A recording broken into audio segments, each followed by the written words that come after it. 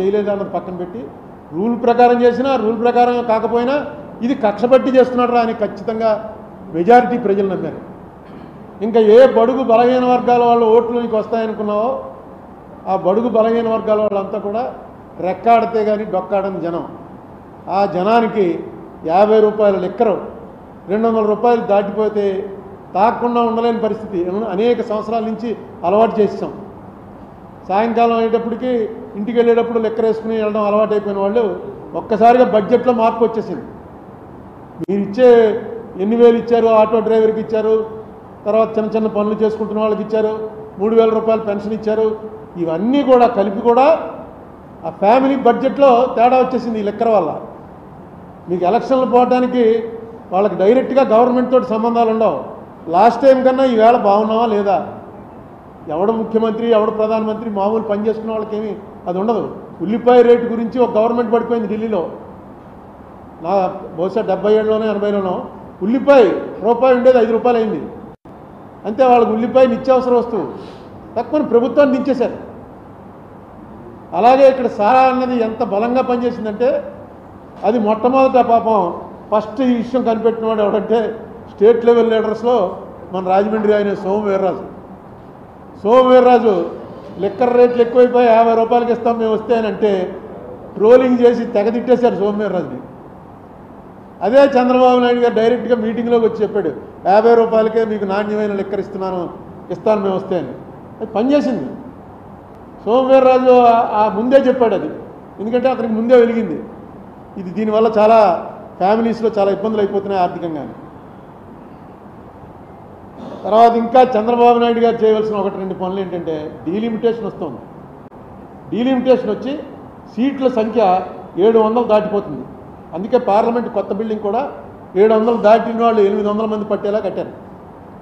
డీలిమిటేషన్లో మన పాత్ర కరెక్ట్గా, ఎందుకంటే సౌత్ మొత్తం మనకి ఇచ్చేటువంటి డబ్బు బాగా ఇప్పటికే చాలా తక్కువ ఇస్తున్నారు. అది నేను అనేకసార్లు మీకు లెక్కలన్నీ చెప్పాను. మనం ఆంధ్ర నుంచి 100 రూపాయలు వాళ్ళకి ఇస్తుంటే కేంద్రానికి వెళ్తుంటే ఆంధ్ర నుంచి మనకి వెనక్కి వచ్చేది 63 రూపాయలు మాత్రమే వస్తుంది.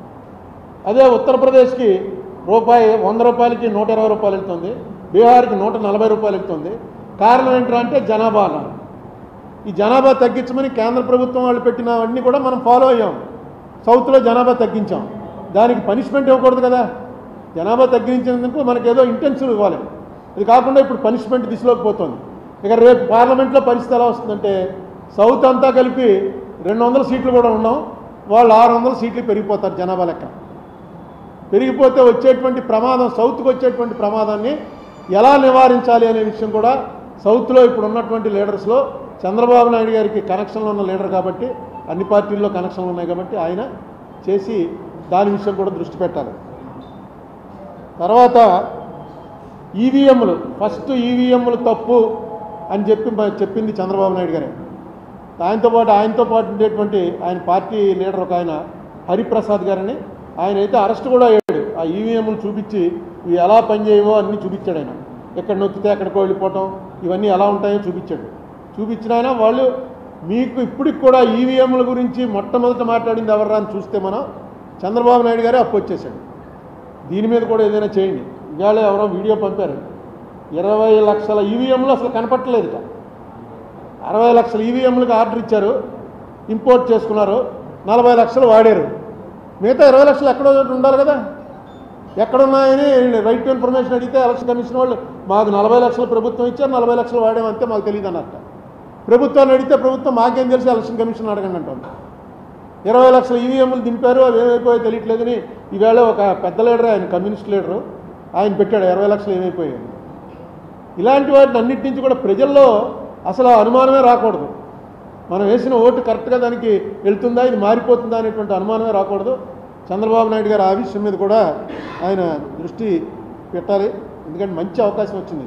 బీజేపీ ఎన్డీఏ కూడా, ఎన్డీఏకి ఇండియాకి ఓన్లీ 2%, 2 కూడా పూర్తిగా లేదు, 2% ఓట్స్ డిఫరెన్సే ఉంది ఇండియా గ్రూప్కి ఎన్డీఏకి. సీట్లు వీటిలో చాలా తేడాలు వస్తాయి. సీట్లు బట్టి కాకుండా ఓటింగ్ చూసుకుంటే ఎన్డీఏకి దీనికి కేవలం 2% కూడా పూర్తిగా లేదు, 1.9% తేడాలో ఉన్నారు. ఇది మంచి అవకాశం. ఈ మంచి అవకాశాన్ని చంద్రబాబు నాయుడు గారు సద్వినియోగం చేసుకుంటారని చేసుకోవాలని కోరుకుంటున్నా. మనకు కూడా ఇక్కడ ఇటువంటి వీళ్ళు కూడా వైసీపీ వాళ్ళు కూడా ఏం డిస్కరేజ్ అవ్వాల్సినటువంటి అవసరం లేదు. 26 సీట్లు వచ్చాయి గుర్తు చేసుకోండి. 94లో నేను ఫస్ట్ అసెంబ్లీకి పోటీ చేసినప్పుడు పివి నరసింహరావు గారు ప్రధానమంత్రిగా ఉండగా ఇక్కడ కాంగ్రెస్కి వచ్చినటువంటి సీట్లు 26 మాత్రమే. ఏది 294కి 26, 296కి 26 వచ్చింది. మళ్ళీ ఎలక్షను 96 నుంచి 99లో కొంచెం పెరిగాం. 2004 వచ్చేటప్పటికి 181 సీట్లతో అధికారంలోకి వచ్చాం. రెండే పార్టీలు ఉన్నప్పుడు, ఇప్పుడు రెండే పార్టీలు ఉన్నాయి ఇక్కడ. మిగతా పార్టీలు ఎవడో ఒకటి జారపడాలి. ఒకటి జగన్మోహన్ రెడ్డి పార్టీ, ఒకటి నారా చంద్రబాబు నాయుడు పార్టీ. ఈ రెండే పార్టీలు ఉన్నప్పుడు ఇలాంటివి సాధ్యం అవుతాయి. వన్ సైడ్గా ఇటో, వన్ సైడ్గా అటో. కాబట్టి వీళ్ళు డిస్కరేజ్ అయిపోక్కర్లేదు. వాళ్ళు కూడా ఏదో ఇంక అయిపోయింది స్మాష్, ఇంక జగన్ పార్టీ క్లోజ్ అయిపోయింది, ఇంకా మనమే అని వాళ్ళు అనుకోక్కర్లేదు. ఇక్కడ ఈవేళ ఉన్నటువంటి వాతావరణం చంద్రబాబు నాయుడు గారి ఎక్స్పీరియన్స్కి తగ్గట్టుగా రైట్ టైంలో రైట్ డెసిషన్ వచ్చిందని నేను అనుకుంటున్నాను. ఎందుకంటే ఇదే పాత్రలో ఇంకొకళ్ళు ఎవరైనా ఉంటే ఇంత బాగా